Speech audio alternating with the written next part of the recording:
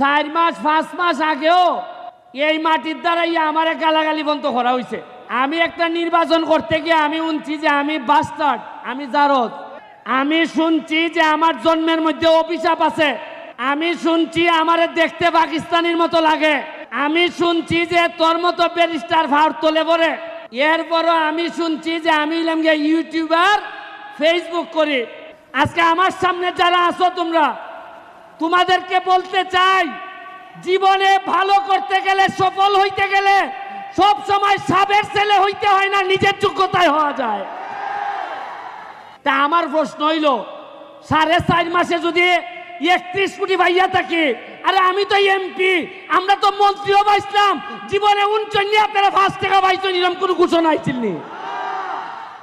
টাকা গেল কই? কারণ আমি জানি এর লাগে তো এমপি সাহেব হইতাম চাই না, সুমন ভাই হইতাম চাই,